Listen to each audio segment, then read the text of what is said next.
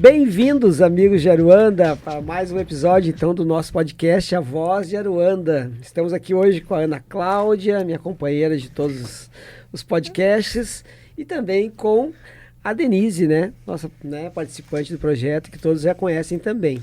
Hoje estamos aqui num dia muito especial, Gurias? Um dia esperado, assim, pelo projeto, onde a gente vai receber uma pessoa muito bacana, assim, que a gente tem uma admiração profunda.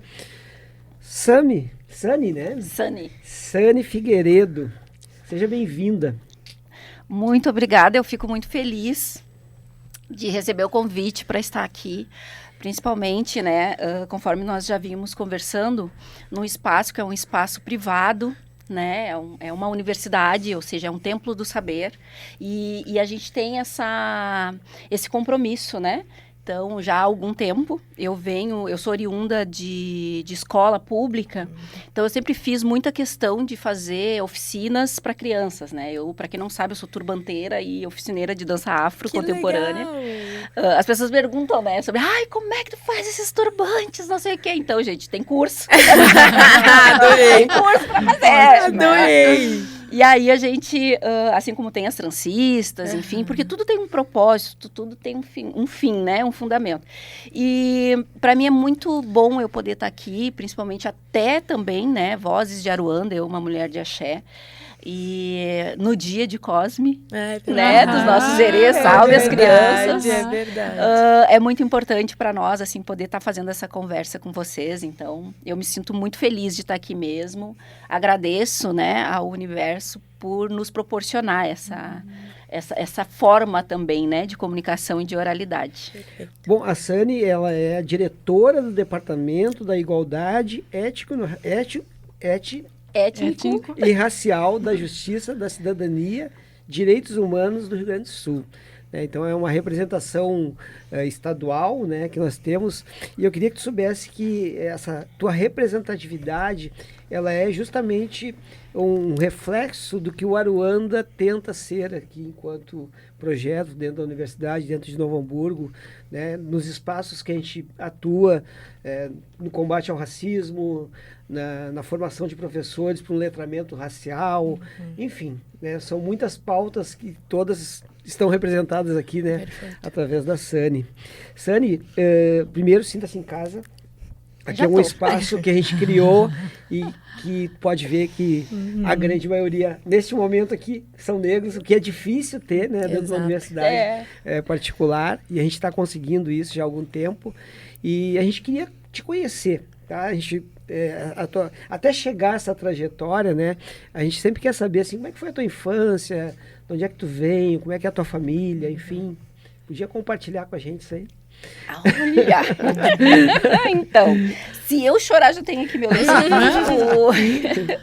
Então, assim, eu venho de uma família, uma família de mulheres, Nós éramos literalmente a casa das 7 mulheres, porque eram 6 filhas e a minha mãe. A mãe, ela, na realidade, a gente teve um período, o período da minha infância, nós tivemos a presença do meu pai. Meu pai, ele era um homem negro, Black Power, enfim, eu sempre fui apaixonada pelo meu pai, e ele era soldador da Petrobras, na época que não tinham concursos públicos, então eles eram por contrato. Meu pai era o mestre dos soldadores. E por isso ele viajava muito. Sim. Então, mas ele sempre retornava para casa da minha mãe, que era a família que ele tinha. Eu nasci e me criei no município de Esteio. A maioria das pessoas não acreditam que eu sou de Esteio, pensa que eu sou de qualquer lugar. Eu sou de Esteio, gente, esteiense de nascimento. Eu sempre tenho que falar e pontuar isso. E o que acaba... E tenho muito orgulho, apesar de Esteio ser a menor cidade do estado do Rio Grande do Sul, É muito pequeno. Nós tivemos aqui o Mark B. Isso. Também de lá. Mark B é nosso um baita irmão lá. Ele, o Rafuagem, enfim. Esteio é pequeno, mas ele tem muita, como é que eu vou dizer assim? A cultura no município de Esteio, ela é muito potente, ela é muito forte. E muito organizada também. Muito organizada, os movimentos lá são muito organizados. E isso é muito bom. E isso nos traz um histórico muito bacana. Eu, aos 12 anos de idade, eu entrei para o primeiro grupo de teatro. Eu acho que foi 12 anos. Era 1994. Ai, não vou lembrar quantos anos eu tinha, gente. Meu TDAH não me permite. Eu entrei para um grupo de teatro, primeiro grupo de teatro municipal reconhecido, na inauguração da Casa de Cultura Lufredina Araújo Gaia, em Esteio. Então, eu pude ver toda a potência que era, à época, inclusive, a inovação que era. Porque o nosso palco lá é um palco maravilhoso. Ele tem faltas, né? Enfim, agora, em função da falta da manutenção. Mas ele, na estreia, era fantástico aquilo. Como era o nome do grupo? O grupo era Arte e Vida. Nós éramos dirigidos pela Dulcinara Gaia, que era coordenadora, filha, inclusive, da professora Lufredina, e o Tony Di Maggio, que era o nosso diretor lá. E nós fizemos uma peça, à época, era uma sátira, que chamava Outra Vida, que ela falava referente à questão, assim, era voltada para questão, para várias questões e várias críticas sociais. E à época, como nós estávamos sobre no caso, o governo, né, a presidência do Fernando Collor, então nós tínhamos um personagem que era o vampiro político. Sim. Olha. Muito bem representado. Muito bom. Gente, era fantástico. E foi a minha primeira experiência, assim, porque eu sempre fui uma pessoa, todo mundo, mas tu fala muito bem. Eu era tímida, vocês não têm noção. Eu não conseguia falar em público, às vezes nem na frente dos meus familiares eu falava. E à época, assim, a minha entrada no teatro me ajudou muito. Inclusive, eu sempre que eu vou nas escolas fazer alguma oficina e agora, né, algumas falas com as crianças, não deixei de fazer isso, né, mesmo estando em cargo de estrutura estadual, a gente sempre tira um tempo, porque eu entendo que é a partir dali que a gente vai conseguir mudar a nossa realidade, Isso, né? com certeza. Então, e assim, a mudança, ela vem através do exemplo, né? Então, é para que essas crianças também vejam e entendam que elas, assim como eu, podem chegar onde eu cheguei. Porque esse lugar de onde eu vim, essa família que eu vim, era uma família pobre, de periferia, morava na Vila Trevo. Nós tínhamos ali uma vida confortável para a época, mas não era nada que eu pudesse dizer assim, não, eu tinha a roupa que eu queria, minha mãe comprava roupa para todas nós uma vez no ano e aquela roupa tinha que durar o ano inteiro, era roupa de sair, né? Aquela ali ficava na gavetinha. Então, e era isso, o resto eram doações que a gente recebia, material escolar, tudo era doação. Né? Então, ia se passando desse jeito. E ainda mais, né, família grande, 6 mulheres, enfim. E quando, em 1989, agora retornando um pouquinho, né, dessa minha história do teatro, a minha mãe se separa do meu pai. E isso foi uma coisa assim, foi meio que um divisor de águas para nós. Minha mãe, ela partiu, né, ela ancestralizou, dizendo que ela não era feminista. Deus o livre tu dizer que ela era feminista. Mas ela, em 1989, ela se separa do meu pai, que, inclusive, eu venho de uma criação... Ela, partiu dela. Partiu dela. Porque o que aconteceu, né? Eu venho de uma formação judaico-cristã. Minha mãe, eu sou afro-indígena, né? E a minha mãe é de descendência indígena. Ela foi, no caso, criada dentro do dogma e da doutrina católica a partir dos ensinamentos jesuíticos. Então, ela era uma seguidora de Maria. Todas as terças-feiras nós estávamos na novena, né? Nós recebíamos a Nossa Senhora de Schoenstatt em casa. Nós recebíamos as pessoas em casa também para fazer novena, essas coisas assim, lia o catecismo, né? Fizemos todo o preceito da Igreja Católica, a gente fazia lá não era domingo, era no sábado a missa, porque no domingo era na Matriz, no Coração de Maria, e nós íamos no sábado lá na Vila Trevo, e íamos no domingo no Coração de Maria na missa. Então era a minha iniciação religiosa foi nesse processo. E então, Deus o livre, a minha mãe, chamava minha mãe de feminista. Só que aí, como meu pai, ele viajava muito, a minha mãe sabia que ele tinha outras mulheres. Mas ela era a mãe dos filhos dele. E num determinado momento, num determinado dia, uma destas mulheres resolve expor o meu pai. A minha mãe era aquela figura, nós fomos criadas assim. E nós também fomos criadas assim. O marido chega em casa, chinelinho na porta, porque não podia entrar com um sapato sujo. Chinelinho na porta, toalha em cima da mesa, roupão. Olha. Da mesa, não, desculpa, da cama, roupão, para ir tomar banho, tirar a roupa, tirar o cansaço do corpo. Quando ele terminava o banho dele, o chimarrãozinho estava pronto. Era isso, domingo, jornalzinho, chinelinho para assistir o jogo, enfim. Então, assim, a minha mãe era esta pessoa. Ela foi criada e ela nos criou dessa forma. Só que o meu marido diz até hoje que eu me estraguei no processo.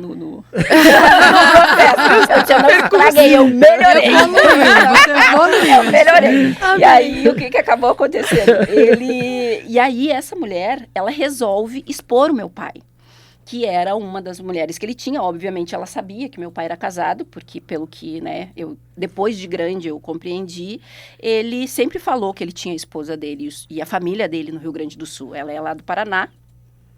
Ou era, não sei como é que tá a vida. E aí ela teve um filho com ele. Que inclusive é a cara do meu pai, né? Não tem nem como dizer não tem como dizer que não é. A mulher, porque assim, a família do meu pai, os Figueiredo, a gente tem uma característica, claro que as meninas não têm tanto, mas normalmente, quando a gente é mais novo, a gente tem mais gritante. É o furo no queixo, que eu herdei do meu pai, e 3 listras na testa. Sabe aquelas? Sim.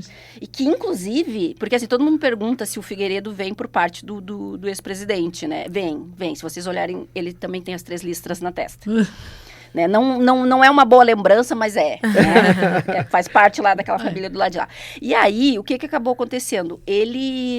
Essa mulher colocou na mala do meu pai, porque quem desmanchava a mala do meu pai era minha mãe, enquanto ele estava no banho. Ela coloca na mala do meu pai uma foto com uma dedicatória dela com o filho no colo. Dizendo que ia sentir muita falta dele, muita saudade, dá um beijo de batom e assina. E aí eu vou contar uma outra história para vocês, que agora, depois de curada, eu consigo contar. E aí, passou. E ele fez... e aí ele terminou o banho. E a minha mãe, obviamente, não recebeu ele como recebia antes. Inclusive, pegou a mala dele de volta, jogou na rua e mandou ele embora. Foi naquele dia a separação da minha mãe. No mesmo dia. Porque, e eu entendo hoje, né? Claro que à época, ela não, porque ela tinha isso também. Ela não deixava as coisas do casal atingir os filhos. Então, as filhas, no caso, né? E para ela, eu entendo que para ela... Porque meu pai sempre quis um filho homem. E aí, esta mulher deu um filho homem pro meu pai, que... Na diferença que era loiríssimo, mas era a cara do velho. Né? E de um outro relacionamento. Então, ela não era mais a família dele. Sim. E aí, ela se sentiu, obviamente, subjugada, mandou ele embora na hora. Daí ele foi para casa da minha tia, enfim. Depois tentou voltar para minha mãe algumas vezes. A minha mãe, obviamente, não quis. E ela tocou adiante a situação da separação. Que, à época, tinha o desquite e a separação de corpos, né? Primeiro era a separação de corpos, depois o desquite. Depois a mulher era desquitada. Mas já foi um ato de muita coragem dela para a época, né? Pelo jeito que era o casamento. Enfim, exatamente. Questão, né? Exatamente. E o meu pai, ele sempre tratou a minha mãe muito bem. Eles não tinham brigas, eles não tinham discussão, né? Então, tipo assim, quem olhasse era o casal perfeito. Sim. E isso foi o que acabou também originando uma série de preconceitos dentro da nossa comunidade. Porque como a minha mãe só tinha filhas mulheres, aí ela era uma mulher separada do marido, nós fomos todas taxadas de prostituta. Imagina, eu tinha 8, 9 anos de idade. Filha da desquitada. Sim. E aí, muitos dos nossos colegas e amigos na escola não podiam mais conversar com a gente, porque criança não tem esse tipo de preconceito. Mas aí os pais já não deixavam mais. A gente jogava vôlei na rua, já não podiam mais jogar com a gente. Então, uma série de situações que acabou se constituindo a partir daquele ato da minha mãe. E aí, óbvio, que a gente começou a ter muito mais dificuldades, porque a minha mãe também tinha isso. Ela sempre foi muito orgulhosa. Meu pai a minha mãe não aceitou R$1 do meu pai. Aí ele chegava com dinheiro, minha mãe pegava o dinheiro e jogava na cara dele. Era uma coisa assim, minha mãe não aceitava R$1 do meu pai. Nada. Que potência essa mulher, hein? E para nós, assim, foi um grande aprendizado, porque eu digo para vocês, para mim, hoje, quem eu sou, parte muito disso. Primeiro, por ter visto a coragem que a minha mãe teve à época. E segundo, porque a partir daí, eu comecei a entender a responsabilidade que é tu tocar uma família, tu tocar um lar. Então, assim, não que a minha mãe quisesse, porque daí a minha mãe trabalhava em 3 empregos, porque na época tinha isso também. Ela trabalhava de manhã na Petrobras, enquanto Serviços Gerais de Limpeza. Ela também trabalhava na Petrobras? Ela trabalhava lá, numa terceirizada. Aí ela trabalhava como Serviços Gerais de Limpeza lá. À tarde ela trabalhava depois que ela saía de lá, à tarde, às 16 horas ela saía de lá e ela ia trabalhar num restaurante de cozinheira. E depois que ela saía saía do restaurante, ela trazia para casa as roupas dos funcionários da Petrobras para lavar.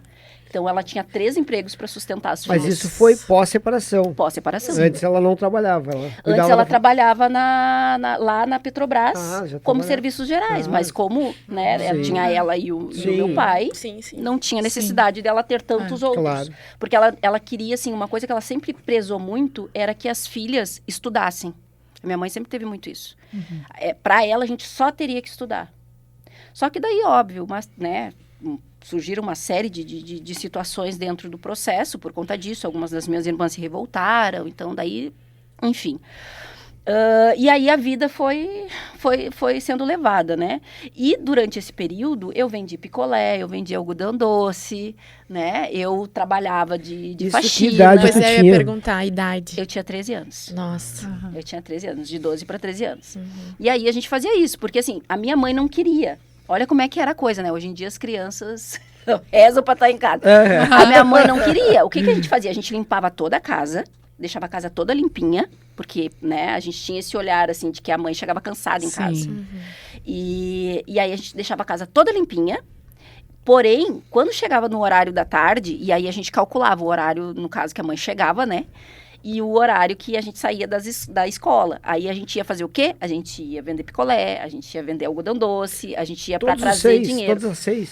Na época só éramos 5, porque a minha irmã mais velha, ela fugiu de casa em função de toda essa situação. Enfim, ela não segurou muito Sim, e tal, né? sim. Hoje em dia a gente sabe, a gente entende, enfim, sabe que tem alguns gatilhos psicológicos e cada pessoa reage de uma forma, claro. né? Então, minha irmã mais velha acabou fugindo de casa, talvez para fugir da realidade, o que foi muito pior, inclusive, né? Porque ela não teve uma vida muito fácil.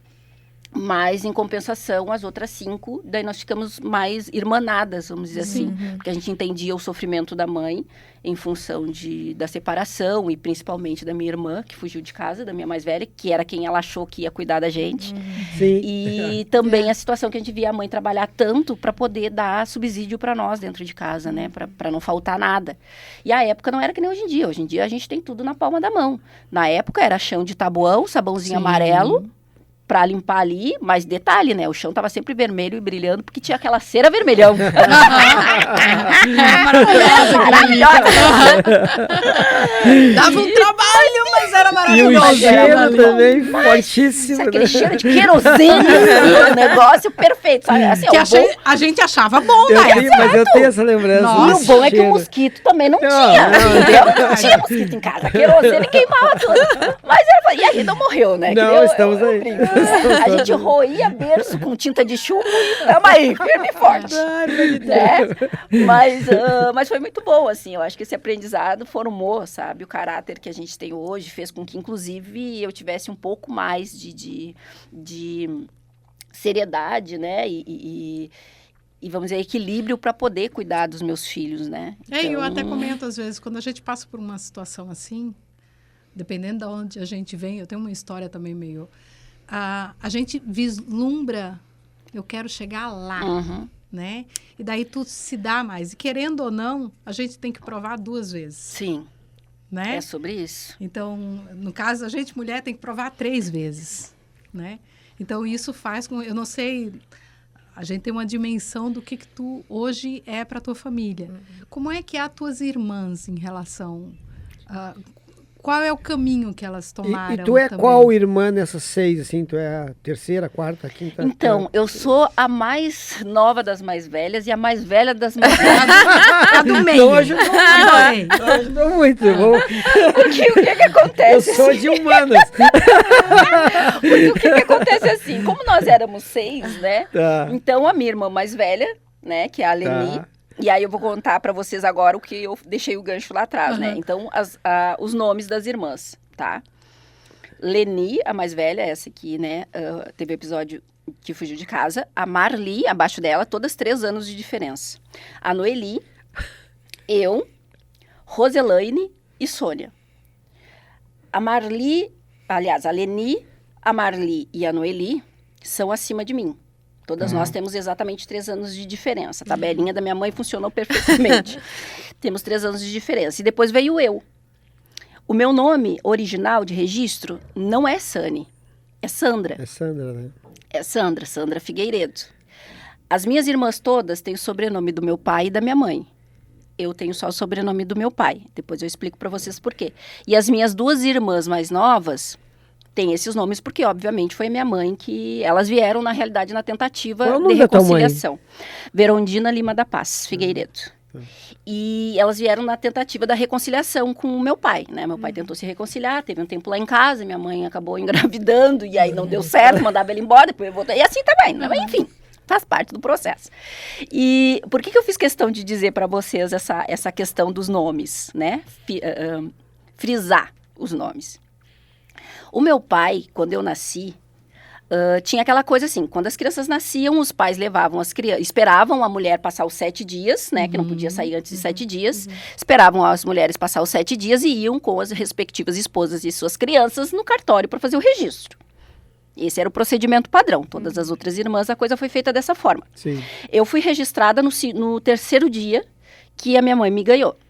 Meu pai, ele me pega, né, em casa, me leva para o cartório e me registra. Com o sobrenome dele e com esse nome que foi ele que escolheu, não foi a minha mãe. Precisava levar a criança? Tinha que levar a criança. E aí, o que aconteceu no cartório? Ele foi lá, perguntou, né?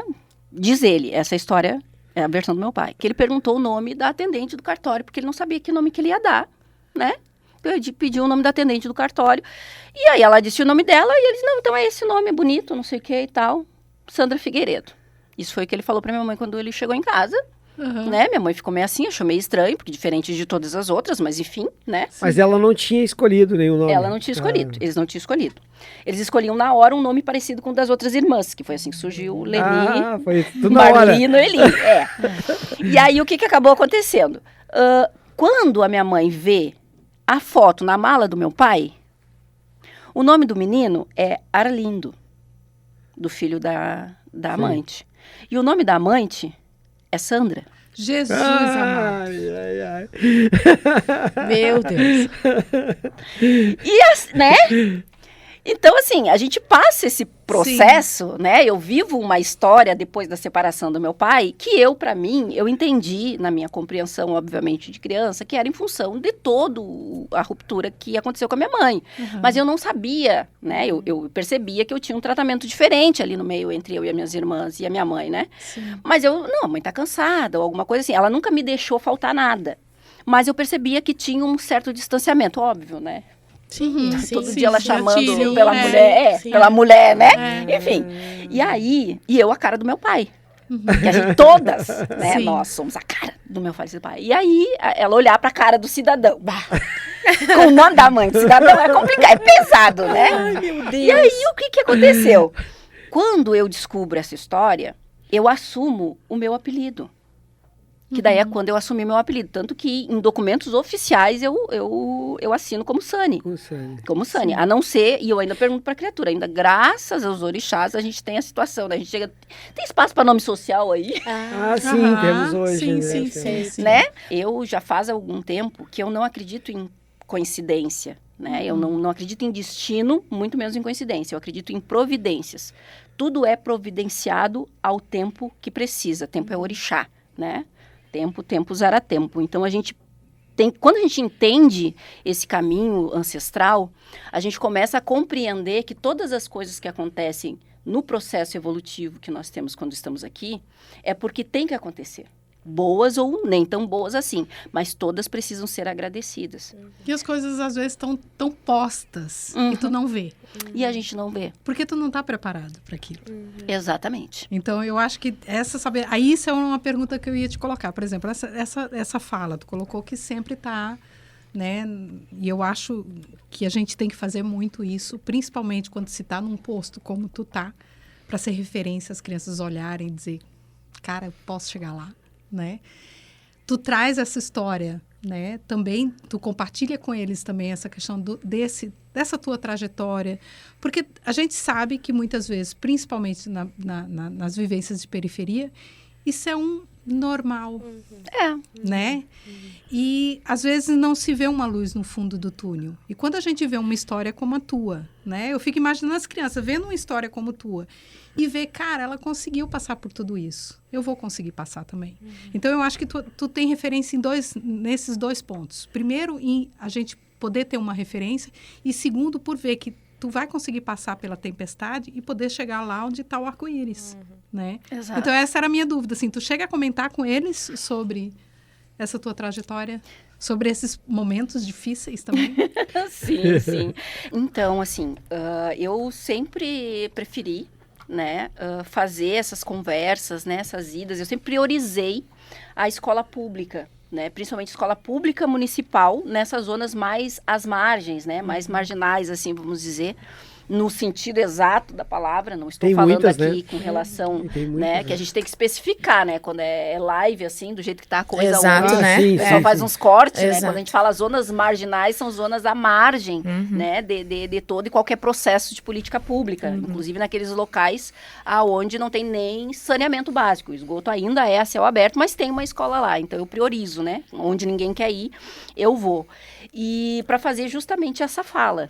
Porque eu, da minha família, né, eu sou a primeira pessoa que acessou o ensino, né, universitário, né, e eu tenho orgulho de dizer que mesmo com tudo, e aí eu sofri uma série de julgamentos, inclusive, porque foi tudo muito tardio, em função de que eu casei muito cedo, né, então eu casei aos 15 anos de idade, tive a minha primeira filha aos 17, mas eu só concluo o meu ensino médio, né, em função foi, inclusive, opção minha, né? Cuidar dos filhos primeiro para depois, né, verificar. Mas eu não tinha nem ideia que eu ia fazer alguma coisa da minha vida depois, né? Para mim, eu ia ser mãe de filho e estava tudo certo.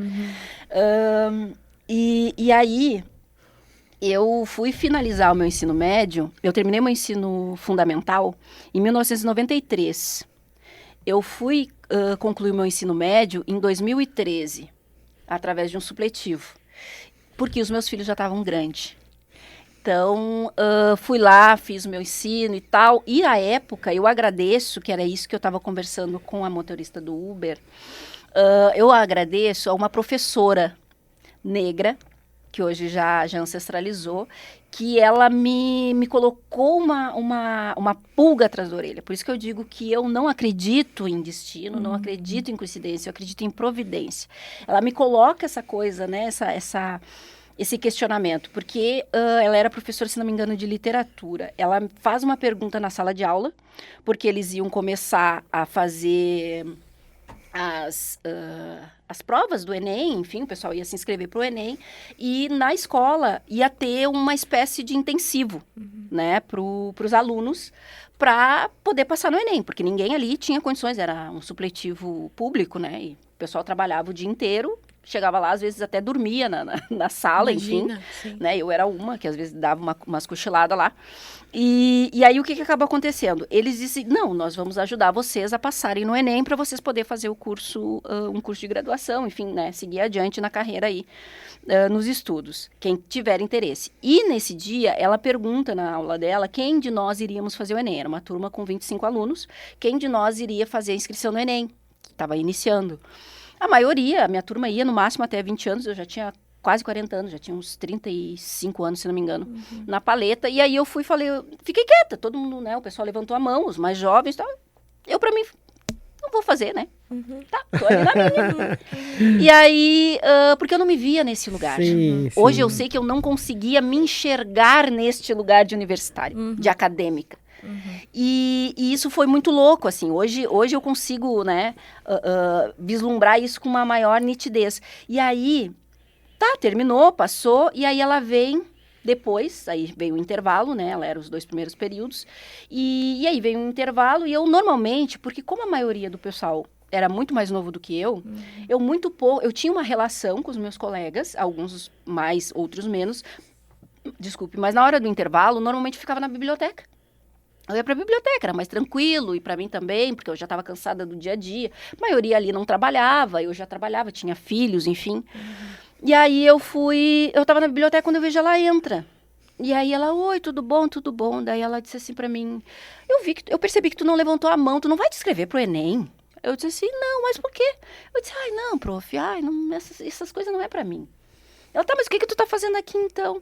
Não, eu tô aqui pra fazer pra pegar meu diploma, né? Eu quero estudar, quero meu diploma de ensino médio, eu trabalho em escritório, então pra mim, né? E ela olhou pra mim e disse assim, tu tem filhos, né? Eu disse, tenho 3 filhos. E ela, ai, que legal e tal. Daí começou a conversar meio assim. E aí ela tocou num ponto que, tipo assim, eu não tinha como, sabe, não ter uma resposta para aquilo. Na hora eu não tive a resposta que eu queria dar. Mas ela tocou no seguinte ponto. Ela disse para mim assim, a gente ensina pelo exemplo. Tu quer que os teus filhos sigam essa vida de empregada doméstica, de auxiliar de limpeza, passem trabalho na vida, ou tu quer que eles tenham um futuro melhor? Ela foi fundo. Não, ela foi no ponto. E aí eu olhei para ela e eu disse assim, ai, prof, mas é que, eu não tenho tempo para estudar. Ela disse, eu só quero 5 minutos teus todos os dias no intervalo. Bah. Ai, que legal. Só isso, o intervalo era de 15 minutos. Ela disse, eu só preciso de 5 minutos teus.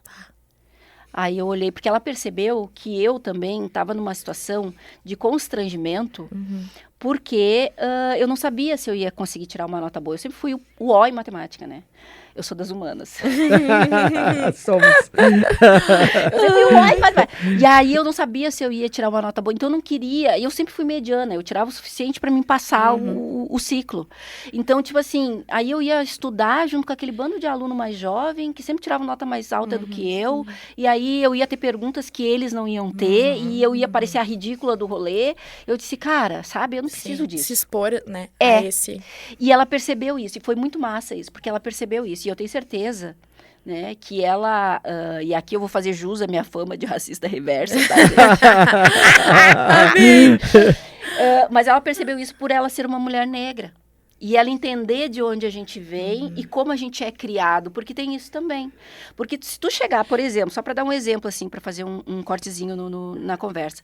Se tu chegar para uma mãe não negra e perguntar para ela, como é que tu despede teu filho quando ele vai pro curso noturno que ele faz? De, sei lá, contabilidade. Meu filho faz curso de logística. Se tu perguntar para ela, como é que ela se despede dele? Ela vai dizer, não, eu dou um beijo nele, eu digo para ele cuidar para atravessar a rua, eu digo para ele não esquecer o documento, afinal de contas não dá para sair sem documento, né? Pega o dinheirinho do Uber, enfim, né? E aí eu tô falando de mãe não negra de periferia, assim, no mesmo lugar que a gente tudo partindo do mesmo lugar. Se tu fala com uma mãe negra, como é que ela se despede do filho?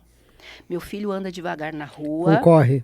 Não corre, não coloca o capuz, porque normalmente eles usam moletom nessa faixa de idade, não coloca o capuz, bota a mochila nas costas, se alguém disser para ti, se tu vê uma viatura, tu não te apavora, se mandarem tu parar, tu para, lentamente tu levanta as mãos, deixa as mãos à vista. Esse é os ensinamentos que a gente dá para os nossos, todos os dias quando eles saem de casa. É isso que a gente fala para os nossos filhos negros. Então, tipo assim, né? Não que a gente não esteja... e outra coisa. Se tu tem um celular, o meu filho carrega até hoje a nota fiscal do celular dele. Bah, olha, gente. Até hoje, na carteira, tem a nota fiscal do celular do meu filho. Que Meu absurdo, Deus né? do céu. Então, assim, por quê? Porque, infelizmente, eles ainda veem todo preto como sendo igual.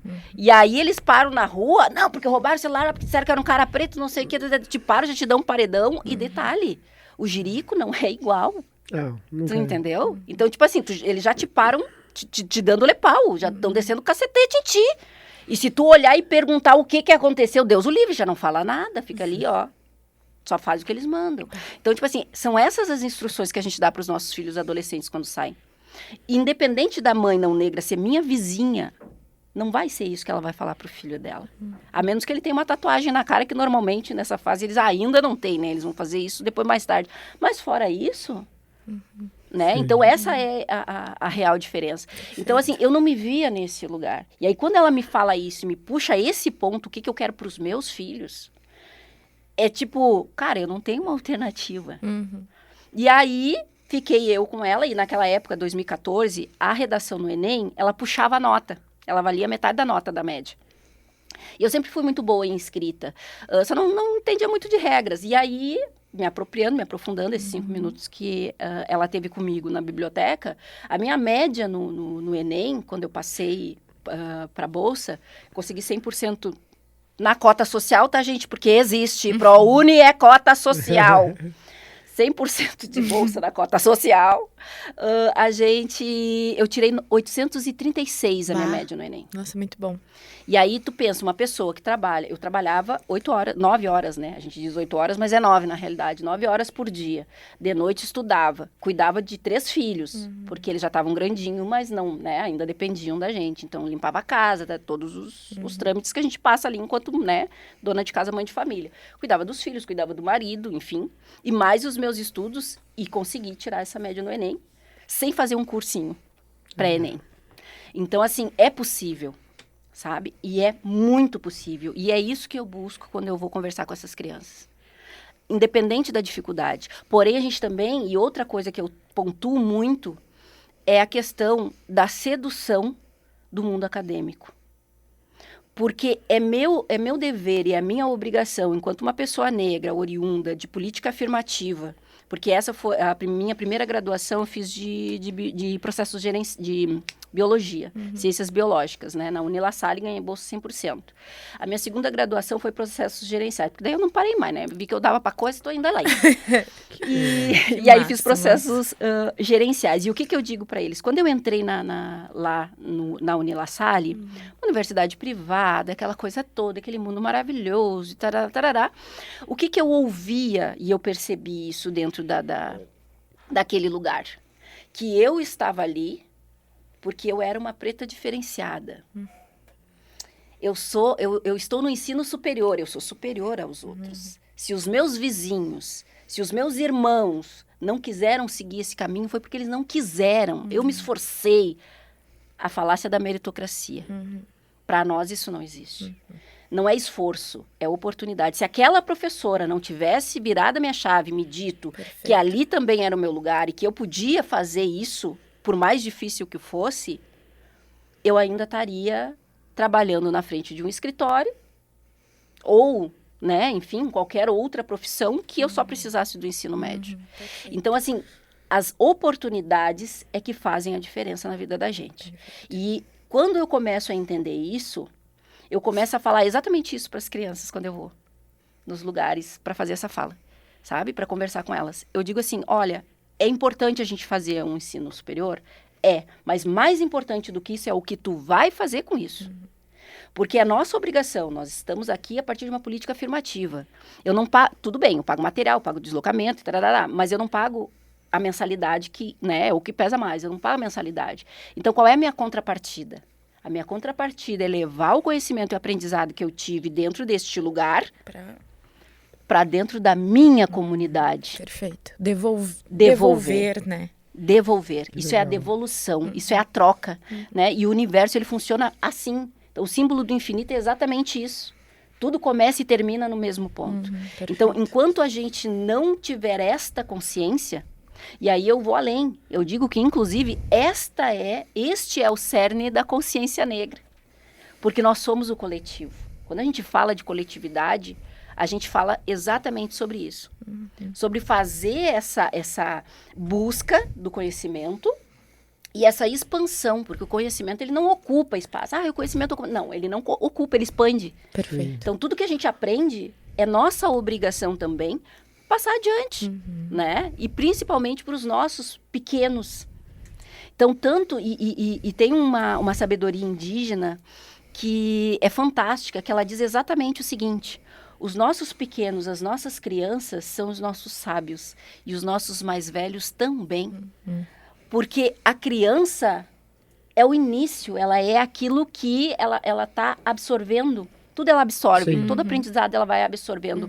E o mais velho é o que vai transbordando esse aprendizado. Mas eu fiquei muito, né, enfim, emocionado com as tuas palavras, assim, até porque eu estava conversando anterior à chegada aqui com o Jefferson, enfim, né, e vendo a tua caminhada, que é muito, muito parecida com a minha, né, eu também estudei até 16 anos, parei, fui trabalhar, voltei com 28 anos fazer supletivo, né? E com 36 entrei na faculdade e com 43 eu estava aqui dando aula na universidade, né? Então são essas coisas que a gente acredita que tem que acreditar que vai acontecer, né? E às vezes em todas elas tem alguém também que em algum momento é importante para te dar aquele passo, né? Então, Aí eu fico pensando, né?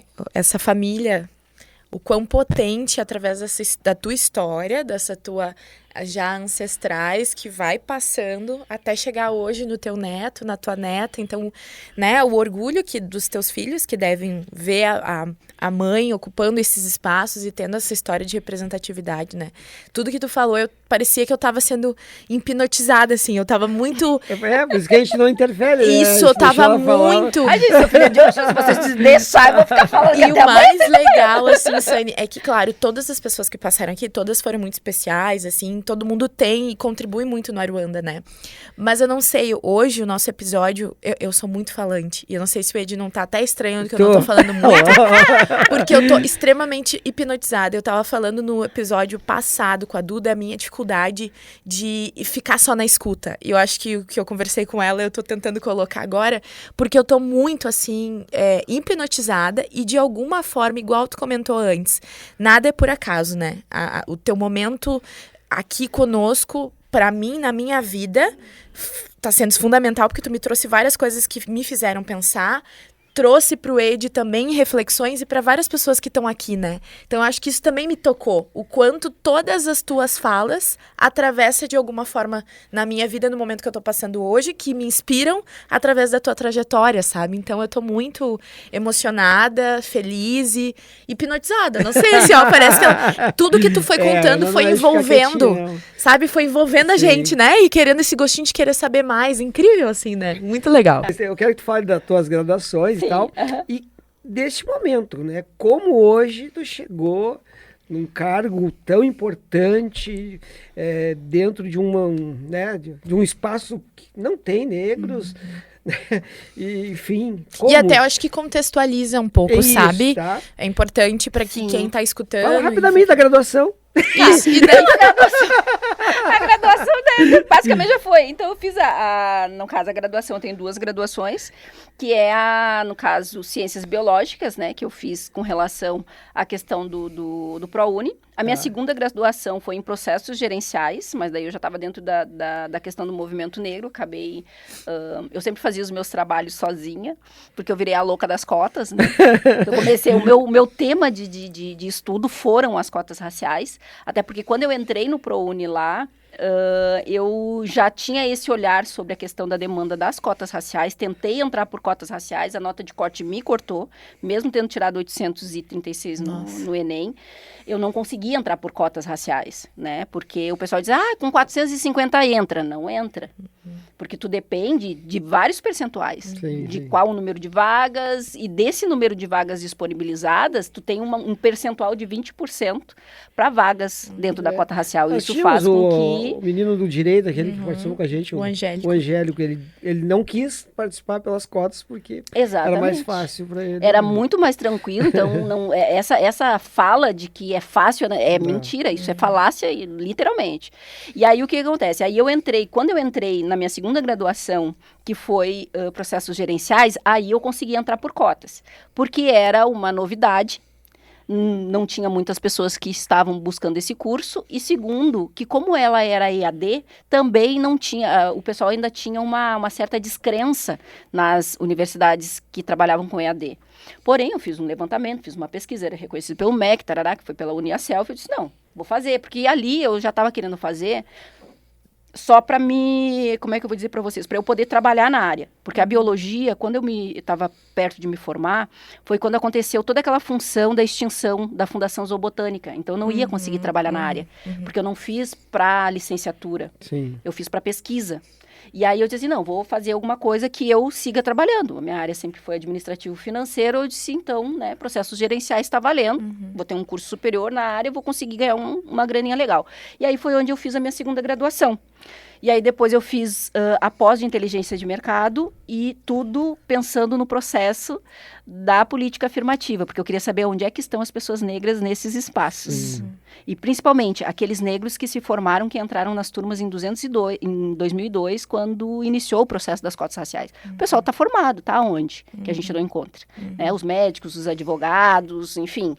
Né? Então, eu sempre tive essa busca para saber, né, essa função. Então, todos os meus TCCs foram em cima disso.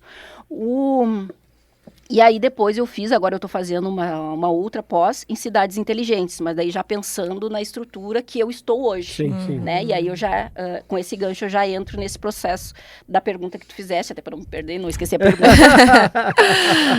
Com relação ao lugar onde eu estou hoje, assim. Foi muito louco também. Se eu disser a vocês assim, ó, as pessoas muitas vezes acham que eu tô brincando, porque eu sempre levo tudo muito na brincadeira, né? Eu costumo dar risada para não enlouquecer. O que acabou acontecendo? Eu estava trabalhando, né, naturalmente, como toda boa cidadã brasileira, pagadora de impostos. Eu fiquei um tempo desempregada. Eu me filiei, a filiação que eu estou hoje no Partido Socialista Brasileiro é minha primeira filiação. Né? Então, que também foi muito louca a minha filiação, tá? Eu entrei, que nem eu digo assim, não tenho vergonha de dizer, eu entrei por causa do dinheiro. Porque eu estava buscando uma emenda parlamentar. E me disseram que para eu poder acessar emendas parlamentares, eu tinha que estar filiada. Depois eu descobri que não é regra. Né? Não precisa, mas tudo bem, já estamos aí. E aí, o que acaba acontecendo? Eu entro no Partido Socialista Brasileiro, né, me vinculo à negritude socialista e faço todo o meu processo político-partidário por este meio, até porque é o segmento que me contempla, né, e com as mulheres, enfim, o segmento de mulheres também, então a gente tem esse diálogo nesse contexto. E eu estava trabalhando, esse é o meu primeiro cargo de confiança, nunca tive cargo de confiança, até porque eu nunca busquei isso também. Estou ali e estou trabalhando na ATL, que é uma empresa de urbanismo. Então, o que a gente fazia? A gente trabalhava com a REURB. Nós íamos nas comunidades, que para mim é fantástico também, porque eu adoro, né? Nós íamos nas comunidades, conversávamos com as associações de bairro, explicávamos o que é o processo da REURB e se eles tinham interesse. Mas a empresa era uma empresa privada, não era uma empresa pública. Se a comunidade demonstrasse interesse, nós apresentávamos o nosso projeto, entrávamos em contato com a prefeitura, e a partir daí iniciava-se o processo da REURB dentro da comunidade, para que as famílias recebessem as suas matrículas. Sim. Muitas vezes já moravam ali há mais de 50 anos e nunca conseguiam. Então a gente fazia esse processo de matrícula coletiva, né, de regularização coletiva, junto com um projeto de reurbanização. Então praça, escola, creche, tudo isso era pensado dentro desse projeto que a REURB apresentava para a prefeitura. Tá, feito isso, tô trabalhando lá bem faceira, tô quase sendo promovida, inclusive, né, quero mandar um beijo aqui, Edna, te amo, que era minha encarregada, e a gente tava sempre junto ali e tal, porque era bem bacana, bem interessante, assim, ela era tão louca quanto eu. E aí, o que acontece? Quando eu vi, né, chegou o processo, o período eleitoral, e o partido estava extremamente organizado. Beto Albuquerque é o governo do estado, Vicente Bogo ia ser o candidato ao Senado, Ayrton Ferronato, primeiro suplente do Senado, estava tudo direitinho, né, no processo. Participando das pré-campanhas ali, aquela coisa, tá. Quando eu vejo, aí eu passei para o secretário, na época, da Negritude Socialista, eu disse para ele assim, olha, eu já tinha conversado com o pessoal do partido, eu disse, eu não vou concorrer, né, que queriam que eu me colocasse à disposição, eu disse, eu não vou concorrer porque eu não posso.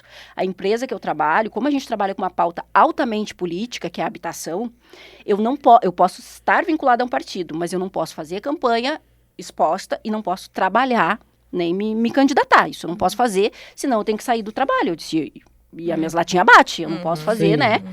Tá, e aí ele, não, tranquilo, vamos, né, vamos tocar. Tá, e aí eu disse pra ele, eu vou te deixar o meu número pessoal, porque daí eu tinha o meu número do trabalho, porque daí a gente tinha um celular, né, que era o celular institucional que chama. Aí eu disse, eu vou te deixar o meu celular institucional, qualquer coisa muito importante, tu me liga. Porque qualquer outra pessoa que me ligar durante o período, porque a gente viajava muito, eu só atendo final de semana. Durante o período de expediente eu não atendo ninguém. Então, se for muito importante, eu te atendo. Se não, tá. Mas tu liga, tu não passa esse número pra ninguém. Senão eu não vou atender nem tu. Não, capaz, não sei o quê. Beleza, quando eu vi, num determinado dia, do nada, ligação no meu celular, ligação no meu celular, e eu disse, tá todo mundo louco, que tá esse pessoal aqui e tal. E eu tô de boa, eu não atendi ninguém. Quando eu vejo, ele me ligou no meu número institucional. Daí eu, opa, coisa séria, né? Porque o presidente do partido me ligou, a secretária executiva do partido me ligou, todo mundo estava me ligando, porque daí no meu pessoal eu identifiquei. Eu disse, aí agora ele me liga aqui, alguma coisa aconteceu, sei lá, alguém morreu, né? Atendi. Daí ele me falou que o Beto Albuquerque tinha desistido da candidatura e o PSB precisava fazer uma chapa representativa e o meu nome foi citado por 2 segmentos, a negritude e o segmento de mulheres. Foi citado por 2 segmentos e eles precisavam que eu assumisse. Eu disse assim, Paulo, tu sabe qual é que é? Eu não tenho como. Eu disse, porque se eu tiver que concorrer, eu vou ter que sair do meu trabalho. É uma cláusula impeditiva que tem, eu vou ter que sair do meu trabalho. Ele, não sei o que, tarará. Eu disse assim, tá. Eu disse, olha, eu disse assim, depois que eu sair daqui do expediente, vamos sentar, vamos conversar, vamos ver o que é isso aí, porque eu vou ver o que eu posso fazer para ajudar, o que eu não posso fazer para ajudar, porque não é assim, né? Também não adianta eu ajudar e ninguém me ajudar, como assim, né? Eu tenho minha família, tenho as coisas e tal. Tenho conta para pagar e quantas latinhas bate, quem sabe sou eu, tá. Aí fomos lá. E aí, conversa vai, conversa vem, tá, chegamos a um denominador comum, aí eu me afastei da empresa e entrei para concorrer enquanto primeira suplente do Airton Ferronato.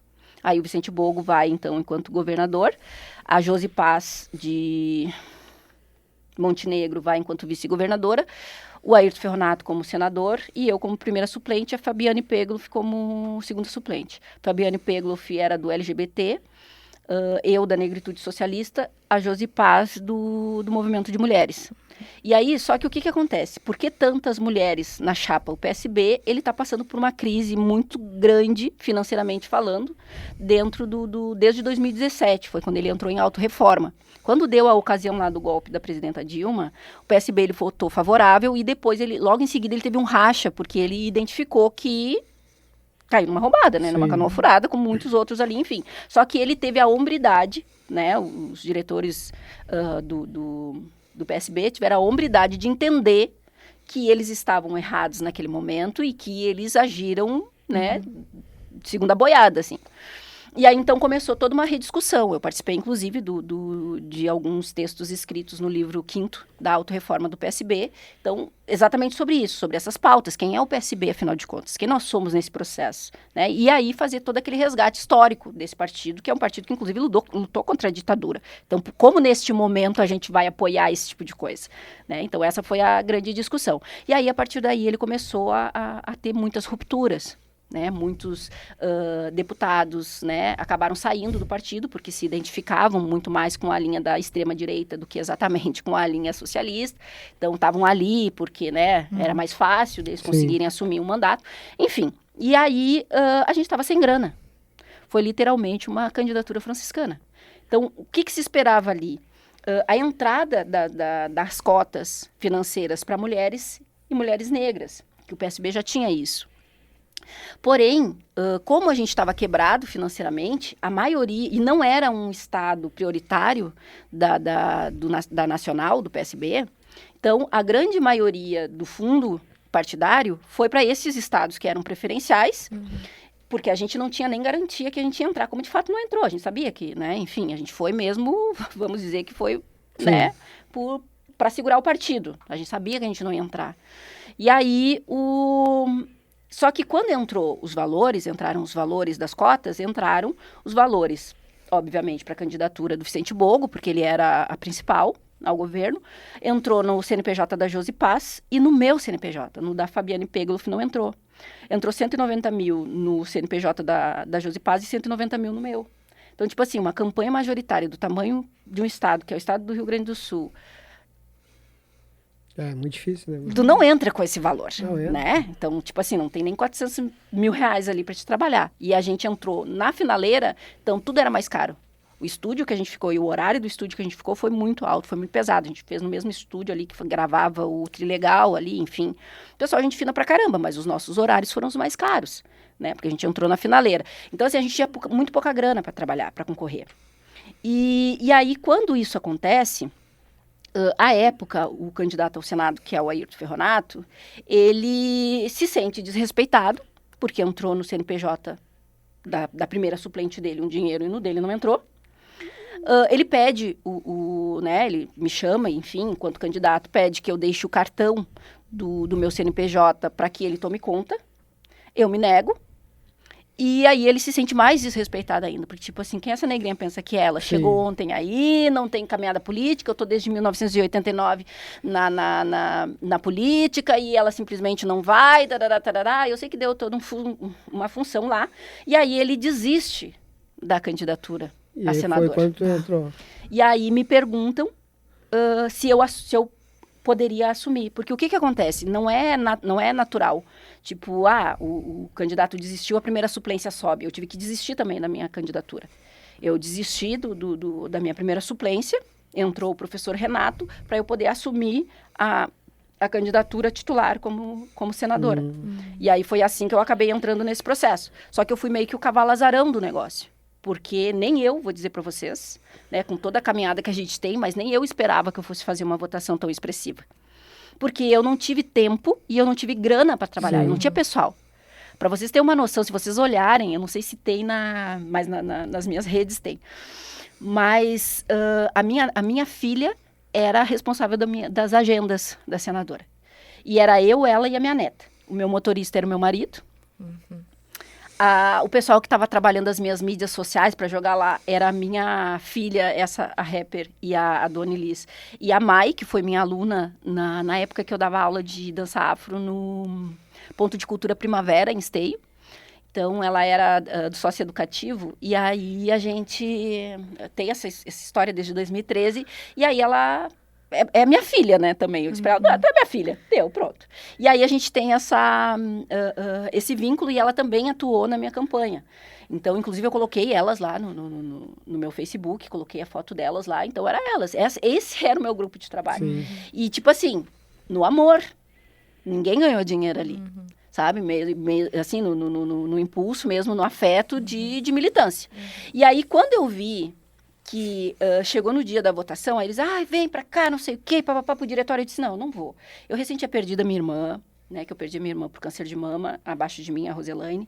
Eu recém tinha perdido a minha irmã, minha família também estava abalada. Aí eu fui para casa da minha irmã mais nova, da caçula, da Sônia, que assumiu, inclusive, a filha dessa minha irmã falecida. Aí eu fui para casa dela e disse assim, eu vou assistir com a minha filha, tá? Com a minha família. E aí fomos para lá. E eu tava esperando, e eu tava faceira ali, né? Pegamos ali nossos engradadinhos ali né? As nossas cervejinhas e tal, e nós tava ali, né? Naquela coisa. O que nós estávamos fazendo era torcer para que o Lula ganhasse. Sim. E nós ali, né, na ânsia da sobrevivência, porque foi literalmente isso, aquela campanha, né? E aí nós ali, e aí quando eu vi, chegou assim, eu disse pra ela, se eu fizer 5.000 votos, não sei o quê. Eu esperava fazer no máximo 5.000 votos, porque eu não consegui caminhar o Estado. Eu não tinha grana para gasolina, eu não tinha grana para fazer essa campanha. E aí 5.000 votos estava valendo, porque, tipo, meu Deus, né? Para quem nunca concorreu 5.000 votos. Sim. Aí, tá. Daí, quando eu vi, assim, começou. Aí passou, quando chegou nos 5.000 votos, eu já estava quase sem voz. Tá. Quando eu vi, e foi a 20, e foi a 30, eu já estava tendo um tangolomango ali, né? Na cadeira ali com as minhas irmãs. Então, tipo assim, eu já não sabia mais. Aí, quando a gente viu, começou a baixar os vizinhos tudo. Porque eles, né, a minha irmã hoje mora na casa da minha falecida mãe. Então, todo mundo conhece a gente ali. E começou a baixar os vizinhos, que também votaram em mim lá e tal. E aí, eles viram que eu tava ali, daí vieram, não sei o que, eu já não sabia nem o que eu fazia mais, né? Enfim, essa foi a minha comemoração. Mas, tipo, pra mim também foi uma surpresa. Nossa. E aí, quando eu chego finalizo todo o processo, e aí eu me torno, né, que daí isso acaba me alavancando como uma liderança, né, eminente Sim, do do Partido partido. Socialista. Então, tipo, não tem o que fazer, né, e agora, o que a gente vai fazer com essa criatura? Né, a gente não imaginava que isso fosse acontecer, vou botar ela onde? Aí vocês, não, né, vamos conversar com o governador, porque a gente acabou ficando com um deputado federal e um deputado estadual, então a gente também não tinha muita bala na agulha para negociar, mas o governador Eduardo Leite, nesse segundo mandato dele, ele assume um compromisso dizendo que todos os partidos que apoiaram, que foram base, todos tinham garantidos os seus espaços. Né? E só quem não quisesse mesmo. O próprio PSOL foi um porque trabalhou no segundo turno, foi um dos partidos que disseram, não, a gente não quer fazer parte do governo, mas eles disseram que não queriam. Foi oferecido. Tá, beleza. E eu, né, tô aqui, né, esperando receber ali um cargo para me manter, né? Afinal de contas, estou desempregada agora. As latinhas. Sim, as latinhas estão ali, né? E aí enquanto isso eu estava trabalhando enquanto partido, né? E aí o partido me deu um espaço para eu trabalhar, para eu poder me manter também, porque até chamarem a gente também tem que pagar as continhas, tá? Mas é aquela coisa, né, basicazinha. E aí quando eu vi, teve um episódio que foi muito engraçado, quando houve a finalização do primeiro turno e o início do segundo. Nós fizemos uma como é que chama aquele negócio? Uma coletiva de imprensa, né? Aí, então, todos os candidatos da majoritária, obviamente, Vicente Bogo, eu, enquanto senadora, né? A Josi Paz e tal, nós três ali sentadinhos, presidente do partido. O PSB foi o primeiro partido que se colocou à disposição para fazer esse trabalho no segundo turno com o governador Eduardo Leite. Então, estava o Eduardo Leite, estava o Gabriel Souza, tá? E nós ali, né? Bem tranquilo. Só que assim, eu, para além de pauta, eu tenho militância, né? Então, tá. E outra, uma das coisas que eu sempre trouxe muito forte junto comigo é o seguinte: o discurso e a prática, eles têm que andarem junto. Não dá pra gente destoar disso. Porque isso vai fazer com que eu coloque em xeque tudo que eu trabalho, tudo, enfim, né? Como é que vão acreditar no que tu vai falar se tu fala uma coisa e tu faz outra? Então, tá, isso é uma coisa que eu trago comigo sempre. E aí, nesse dia, foi muito engraçado, porque a gente, na coletiva de imprensa, a minha campanha, eu fiz toda baseada em cima dos meus conhecimentos. O que acabou acontecendo? Uma das minhas propostas da campanha era a não reeleição para cargos de senador. Pô, o cara já tem 8 anos lá. Se em 8 anos ele não faz nada, não vai ser em 16 que ele vai fazer. Ponto, já começa daí.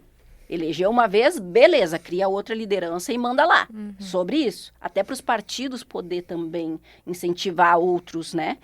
Para que surjam assim como eu surgi. Beleza. A outra pauta que eu tinha muito forte, que eu batia muito em cima, era a pauta do quê? Do acordo da dívida. Então eu dei pau nesse homem, bicho. Mas é aquela coisa, né? Com conteúdo, que nem eu disse, né? Não era nada, então tudo em cima do negócio ali. E era eu e o professor Nado nessa linha, né? E aí era aquilo, ripa na chulipa, né? E toquei pra cima. E chegou na hora da coletiva de imprensa, qual foi a primeira coisa que os repórteres me perguntaram? Sim, fala direto. Exatamente. Aí o que eu fui e falei, né? Então a senhora vai apoiar? Eu olhei pra cara dos repórteres e eu digo: eu sou uma pessoa partidária. Se o meu partido entende que nós precisamos dialogar com o partido do nosso, então, né, candidato ao governo, Eduardo Leite, porque a gente sabe que o outro lado não tem diálogo, então Sani Figueiredo está, sim, na campanha para o nosso governo, para eleger o nosso governador, Eduardo Leite. E firmei ali. Tá, saí bem faceira, né? Falei bonito. Fui, terminou ali, eles ficaram lá em cima e eu fui beber água. Quando eu vejo, veio o presidente do PSB atrás de mim, indignado. Como assim? Ai, porque tu tem que cuidar, porque tu precisa ser mais polida, porque não sei o quê, porque não sei o quê. Eu fui e falei pra ele, eu disse assim: presidente, mas eu disse que eu tô apoiando. Não, tu disse que tu é partidário, que é por isso que tu... Eu disse, mas eu falei a verdade. Não, é que tu tem que entender que na política não pode... Eu disse, presidente, eu disse, essa sou eu. Eu disse, então, eu falei o que eu sinto. E eu falei o que eu sigo. Eu disse, ponto. E aí, nisso, tá descendo o governador Eduardo Leite, o Gabriel Souza, e o pessoal da equipe dele, assim, tá descendo a escada, né? Porque ali o assédio do PSB, ele tem 2 andares, assim. E aí, ele tá descendo. Aí, quando ele desce, ele olha e vê que eu tô na bombona de água, tá o presidente Mário ali e tal. Aí ele vem e olha pra mim assim, ele me abraça e diz o seguinte: Sani, eu gostaria de te agradecer, o governador Eduardo Leite. Ele disse, eu gostaria de te agradecer, porque eu preciso de mais pessoas que tenham coragem de me dizer o que tu disse agora. Eu preciso de pessoas que me falem quando eu estou certo, quando eu estou errado, porque é esse tipo de pessoa que vai fazer com que eu seja o melhor governador. Muito obrigado pela tua postura. O presidente ficou olhando assim. Que legal. Aí eu só olhei pro presidente. Eu disse, não, essa sou eu. Se tu precisar de alguém que te diga as coisas, pode me chamar que eu falo mesmo, porque filtro é algo que eu não sei o que é. Aí, tá, ele riu e tal, e saiu. E aí, hoje em dia eu brinco, né, porque eu digo assim, eu não sei se isso é bom ou se é ruim, mas todas as vezes que eu encontro o governador Eduardo Leite, ele sempre me chama pelo nome. Eu disse, não esqueceu. Ele não esqueceu meu nome. Nossa. Isso pode ser uma coisa boa ou pode ser uma coisa ruim, porque, né, Enfim, Ai, ele vai que dizer, legal. Sani, sei quem é, Aham. né? Bah, que Mas legal. Mas é muito bacana, assim. E eu vou dizer para vocês que isso fez com que eu tivesse, inclusive, um outro olhar sobre a pessoa do governador Eduardo Sim. Leite. Né? Não que eu não estou dizendo aqui que eu tiver que chegar lá para ele, não, porque isso, porque aquilo, porque aquilo. Não. Mas eu entendo que, inclusive, todas as aberturas que nós tivemos enquanto política, né, de igualdade étnica e racial no Estado, se deve muito a isso. Porque daí a gente tem essa abertura de É o negociação diálogo, né? e a gente consegue dialogar. Né? Inclusive, isso foi a forma como eu acabei ingressando nesse processo, estando no lugar onde eu estou. E aí, quando ele faz o chamamento, quando a Casa Civil encaminha, né, os cargos, acontece a seguinte coisa também, porque eu já falei, né, que filtro é uma coisa que eu não tenho. O que aconteceu? Chegou para mim a seguinte informação. Todos os candidatos que concorreram do partido, né, são prioritários. Ah, que legal, presidente. Então, vocês podem escolher 2 locais para vocês atuarem. Eu disse, tá, beleza, né? Escolher 2 locais. Quais os locais que eu escolhi? A Cultura e a SPGG. A Cultura, porque eu sou produtora cultural, desde que Sim. sei, né, me conheço por gente, tenho expertise na área, então posso contribuir, inclusive, trabalhar com os nossos, né? A gente está pensando nos editais. A questão da SPGG, Escola de Governo. E é lá que tu direciona, inclusive, o plano plurianual do Estado. Cara, quero estar lá dentro. Eu quero dizer que, ó, aqui também tem que colocar uma graninha e tal. Beleza. Os 2 locais que eu escolhi. Chego eu para a reunião para saber para onde foi cada um. O presidente Mário me chega com uma folhinha étnico-racial. Eu disse, mas eu não pedi o étnico-racial, não pedi isso aqui, porque eu fui estagiária do CODENE, né? E do Conselho Estadual do Povo de Terreiro, em 2018. Fiquei até 2020. E eu sei que étnico-racial não tem grana no governo, no estado do Rio Grande do Sul. Não tem dinheiro, ninguém direciona dinheiro para essa área. Eu disse assim, mas eu não pedi étnico-racial. Não, mas aí tu vê, porque é melhor. É melhor para quem, cara pálida? Eu não pedi. Eu fiz 2 solicitações, todos os outros foram direcionados para a área que eles solicitaram, e vocês querem colocar no étnico-racial? Qual é que é? Vocês não sabem o que fazer com preto, vocês querem enfiar tudo lá dentro? Vocês não sabem que já tem uma mulher preta lá? Eu falei exatamente assim, porque filtro é uma coisa que eu não tenho. Aí o presidente, não, calma, companheira, não é isso. É que assim, é que com a tua expertise, eu disse, mas eu sei falar de outras coisas, eu não falo só sobre racismo, gente. Eu disse, então, né, Perfeito. eu acho que a gente pode pensar outras possibilidades. Eu disse, eu acho que o meu currículo me gabarita para eu estar dentro de uma SPGG. E o meu histórico também, o meu currículo me gabarita para eu estar na cultura. Por que eu tenho que ir pro étnico-racial? Não sei o que. Eu disse, não, faz o seguinte, volta lá e diz que eu não quero. Não, companheira, é que não, eu não quero. Ah, mas é uma diretoria. Eu não quero. Eu disse, até porque eu conheço a coordenadora que está lá. Eu tinha feito algumas atividades com a Carmen. A Carmen era a coordenadora do étnico-racial. Eu disse assim, o que vai acontecer com ela? Porque eu tenho certeza que ela ia cair. Sim. Eles iam tirar ela e, tipo assim, vai que os outros já foram. Porque é sempre assim. E aí eu fui e falei, eu disse, não. Eu disse, eu não quero. Já tem uma mulher preta lá, ela é a diretora. Eu passei para vocês as minhas 2 escolhas. E nenhuma foi étnico-racial. Ai, não, tá bom, não sei o que. Foi lá, falou lá com o pessoal da Casa Civil. Me chamaram para uma reunião na Casa Civil. Sento eu, minha bolsinha, porque a minha bolsinha sempre, né, chiquetosa. Eu e a minha bolsinha. E aí, né, ouvi tudo que tinham para falar, enfim. E aí o pessoal lá, a representação do gabinete do governador, né, tentando me convencer e tal. E aí eu fui e falei exatamente as mesmas coisas. Sim. Eu disse, vocês têm que entender que o governo do estado não tem só o étnico-racial para colocar pessoas negras. A gente consegue estar em todos os espaços. Vocês têm o triste hábito de entender que gente preta só tem que estar no étnico-racial. Não é isso. A senhora entendeu mal. Eu disse assim, não é isso. Eu disse, já existe uma coordenadora. O que vai acontecer com ela?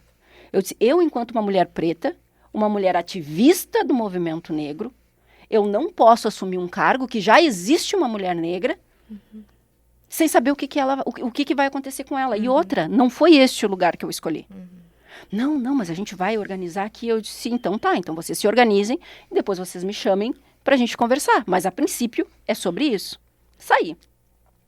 Passou um tempinho, me chamaram de novo, acho que uma semana, me chamaram de novo, e aí a gente foi fazer essa conversa. Quando a gente foi fazer essa conversa, aí eles me disseram que a Carmen teria sido realocada como diretora adjunta da assistência social, porque a formação dela era a parte da área da assistência social, e aí então eu poderia estar assumindo a diretoria. Eu disse, não, né? Eu disse, não, dessa forma a gente consegue. Tanto que a Carmen ficou ali na parte da assistência social, né? Na diretora adjunta, na assistência social ali, enfim. E nos encontramos lá, conversamos várias vezes lá também. Eu disse, não, então tá, beleza. Eu disse, vocês têm que ter, o olhar de que a gente pode multiplicar os lugares, né? A gente não tem que subtrair o troço. Vamos multiplicar, não tem que substituir nada. Claro. E ali foi onde eu entrei para dentro como diretora no Departamento da Igualdade Étnica e Racial. Mas essa é a minha primeira experiência, assim, enquanto, né? Mas como a gente já vem com esse olhar da pauta emancipatória financeira, que é algo que eu trago muito comigo, apesar de ser das humanas, eu entendo que se a gente não tiver dinheiro, a gente não faz política pública. Sim. E isso é algo que o próprio meio da produção cultural me trouxe. Então, a gente consegue fazer projetos muito melhor realizados se tu conseguir pagar o cachê, por exemplo, do coleguinha que antigamente tu chamava para fazer na parceria, porque daí ele vai fazer no horário livre. Mas se tu consegue pagar o cachê dele, aí ele prioriza, porque ele vai conseguir se dedicar àquilo ali. Então, é isso que a gente vem trabalhando, é isso que a gente vem trazendo para dentro da experiência do Estado. E aí foi quando a primeira ação que o departamento fez, quando entrou no governo do Estado, foi entrar para dentro da discussão do PPA, na SPGG.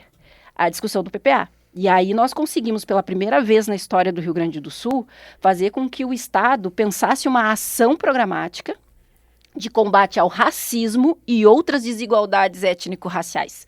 Porque antes a discussão era em cima da fome e desigualdades sociais. Só que quando tu fala sobre a população negra, a população indígena e a população cigana, tu precisa pensar que essas populações, elas estão à margem da sociedade por um motivo. Não é por causa da fome. A fome é consequência. Sim. E é consequência do quê? Do racismo sistematizado no processo. Porque as nossas leis, né, o que rege o estado do Rio Grande do Sul, assim como o Brasil, foi algo que foi pensado ainda no período da escravização. Então não é uma coisa que, não, mas a gente vai adequando, vai atualizando. Dá uma olhada no nosso Código Civil, não tem nada atualizado ali. Nada. Se a gente for parar para pensar os avanços tecnológicos que a gente vem passando, não tem. Inclusive a própria discussão da reforma política e da reforma econômica do país, ela é muito superficial. As coisas são feitas ali pontuais para agradar os gregos ou aos troianos que estão no poder no momento. Não é uma coisa que é trabalhada a fundo para fazer a discussão real. Não. A própria questão das cotas raciais, e isso a gente viu agora, né? Há pouco tempo, por conta e ainda estamos vendo, né? Das eleições, a mesma coisa. E se levantou um debate, 30%, não sei o que, tá, mas e a Bahia, por exemplo, que tem quase 70% da população que é negra? Vai ser só 30% direcionado à obrigação dos partidos? Não, tem que ter proporcionalidade. E como isso gerou uma problemática dentro do processo? E outra, como eles empurraram essa discussão para as portas da eleição. Por quê? Porque daí tu não precisa discutir profundamente o projeto. Né? Então, é sobre isso. Assim, a gente vem trazendo todo esse olhar e todas essas experiências quando a gente percebe que está nesse lugar e todos os impulsionamentos que fez com que a gente chegasse até aqui, né? E aí a gente volta de novo àquela conversa da providência, é exatamente isso. Né? É porque nesse momento se precisa aproveitar essa possibilidade, essa oportunidade aberta de discutir a pauta de uma forma mais profunda, aonde tu entende que tu tem que falar não da igualdade, mas sim da equidade da população, porque tu tem que respeitar as especificidades de cada um. Sim. É muito fácil a gente chegar e dizer assim, com orgulho, bater no peito, o estado do Rio Grande do Sul tem mais casas de terreiro do que a Bahia. E a política pública para essa população? Tem alguma? Né? Não tem. O estado é o único estado que tem um Conselho Estadual do Povo de Terreiro, que discute a política pública e não a religião. No entanto, desde 2014 a gente não tem uma conferência. Nossa. Então, de que adianta? Se tu não valoriza, se tu não prioriza, se tu não investe, né? Então, tudo é sobre isso. É sobre prioridade nos investimentos. Perfeito. Sani, Ficaríamos aqui muito mais tempo conversando. Nós temos um tempo de podcast e a gente não quer cortar muito, né, o que já aconteceu aqui. Mas a gente queria te agradecer muito de coração mesmo, assim, a tua disponibilidade de vir até aqui, Aruanda, e vir até a Fevale conversar com a gente. Vai ser muito importante essa tua participação no nosso projeto, no nosso podcast. A gente fica muito agradecido, né, Ana? E eu acho que, eu volto a dizer o que eu disse no início, né? É importante, assim, a gente estar unido e aquilombado com pessoas que fazem a diferença, né? Escutar toda a tua história e a potência da tua chegada nesse espaço, com certeza inspira tanto nós que estamos aqui, quanto as pessoas que estão na tua live, as pessoas que estão na nossa, as pessoas que vão assistir também esse episódio. Então, que tu possa continuar, né, fazendo o teu trabalho, abrindo novas oportunidades e caminhos para quem está chegando, né? Então, muito obrigada por contribuir. Tenho certeza que esse episódio já vai bombar. Todos, de novo, todos foram muito especiais, mas assim, te escutar e... Nossa... E olha que não era nem pra mim, eu não estaria presente no dia de hoje, porque eu teria paciente pra atender, enfim. Aí a paciente desmarcou, e daí eu disse, não, vou, e daí, né, tudo isso aconteceu, então muito legal, assim, tô muito grata mesmo, de verdade, muito obrigada por poder conversar contigo. Que legal, muito obrigado por tudo, e mais uma vez agradeço, né, Ana? E ficamos por aqui, temos que ficar. Vai ter que ter um segundo, terceiro episódio, a gente vai ter que marcar, é verdade. Pessoal, então até o próximo episódio aí. Né? Sigam a Sani nas redes sociais. É verdade. Né? E nos sigam também nas redes para ficar por dentro de quando vai sair esse episódio e outros também. Isso aí. Forte abraço. Tchau, tchau. Tchau, tchau.